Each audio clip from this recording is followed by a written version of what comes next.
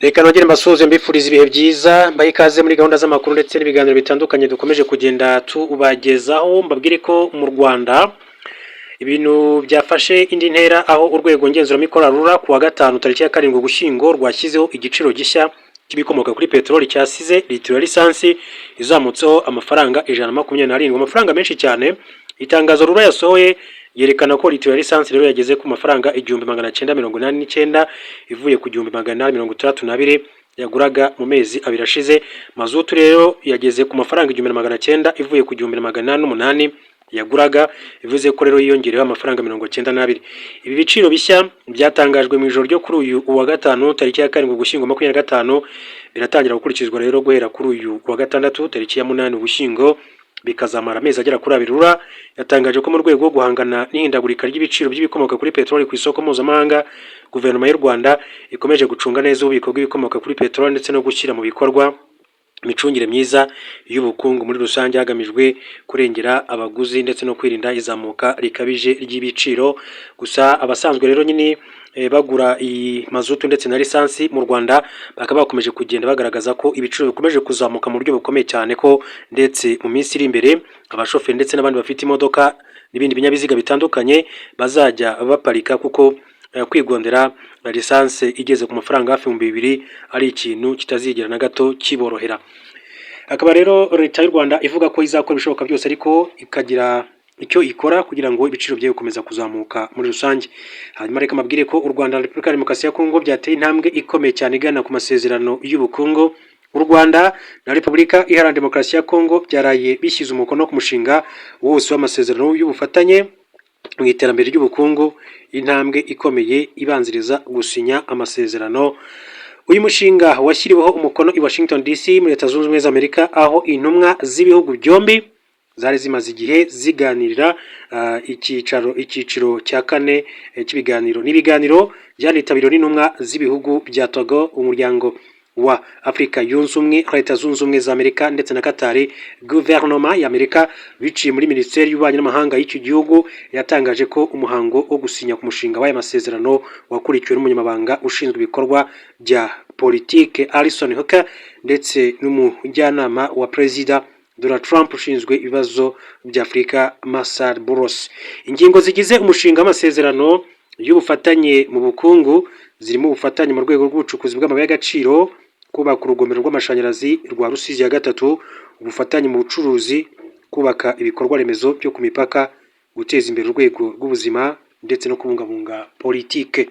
Washington ivuga ko aya masezerano nashyirwa mu mukono azafasha u Rwanda na RDC gutera imbere mu bukungu, areme amahirwe y'ishoramari, abanyarwanda n'abanyekongo babonemo inyungu zitaziguye kandi amahoro aboneke mu karere k'ibiyaga bigari.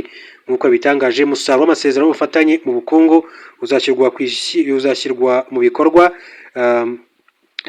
uzashingira ku ishyirwa mu bikorwa ry'ingamba z'umutekano zirimo gusenya umutwe wa FDLR n'indi mitwe iwushamikiyeho ndetse no gukuraho ingamba z'ubwirinzi ku ruhande rw'u Rwanda. Ku ngamba z'umutekano, abitabiriye inama bagaragaje ko kuzishyira mu bikorwa bitari kwihuta, bemeranya ko imbaraga zikwiye kongerwa hashingiwe ku masezerano y'amahoro ya Washington. U Rwanda, RDC n'abahuza bemeranyije ko kwibasirana mu buryo bwa politiki cyangwa se amagambo y'ubushotoranyi bishobora kubangamira ishyirwa mu bikorwa ry'amasezerano ya Washington, bityo ko impande zombi zikwiye kubyirinda.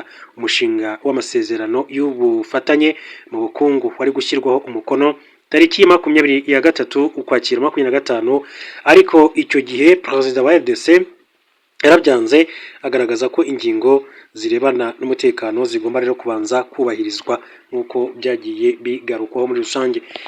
Reka duce mu gihugu cy'u Burundi, mabwire ko Perezida Evariste Ndayishimiye w'u Burundi kuwa gatatu tariki ya 5 Ugushyingo yibasiye impirimbanyi Ndikumana Faustin, avuga ko yahanzweho imyuka mibi. Ndayishimiye yibasiye uyu mugabo usanzwe ayobora umuryango witwa Parsem, Parole et Action pour l'éveil de conscience et de l'évaluation des mentalités.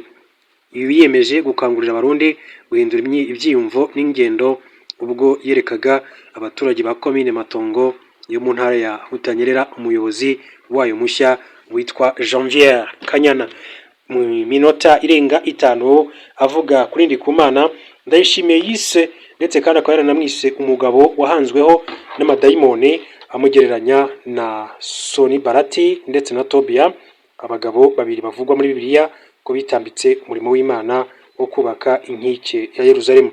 Ndayishimiye Ndikumana akaba rero inyuma y'iminsi mike iyi mpirimbanyi ahaye abanyamakuru ikiganiro kibanze ku bibazo byugarije Burundi mu nzego zitandukanye.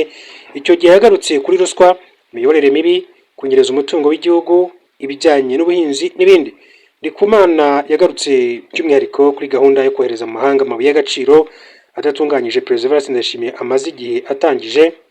Akaba rero Ndayishimiye mu minsi ishize yagaragaye ahagaze imbere ya kontineri zari zigiye kujyana amabuye y'agaciro yacukuwe mu Burundi mu Bushinwa, gusa ntihazwi umubare w'amafaranga igihugu cye cyaba cyarasaruyemo.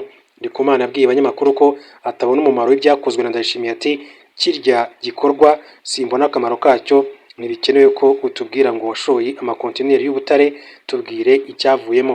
Kubwa Ndikumana abarundi bakeneye kumva ibibazo bibugarije byaboneye ibisubizo, igitoro kiboneka nka kera, banki ziboneye amadovize ahagije, ibiciro bigabanuke. Hanyuma Ndayishimiye ubwo yakomozaga ku byavuzwe na Ndikumana yagize ati hari umuntu ushobora kuvuga ngo duhe iki kandi azi ko kidashoboka kugira ngo abantu bagumuke bahite basubira mu mvururu. Ubwa mbere ati yavuze ko imurehe mu Kirundo nta mabuye y'agaciro haba, ati bone yabonye ati buhabonetse ahita avuga aya muhe.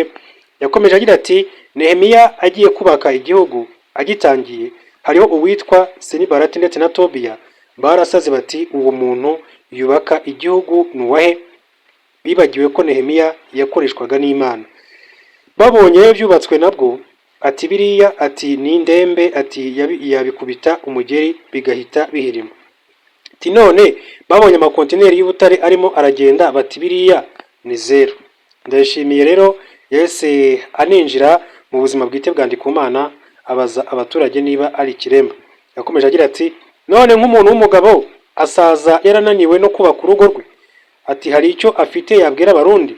Muri Bibiliya haranditse ngo udashoboye gutunga umuryango we yatunga abandi gute?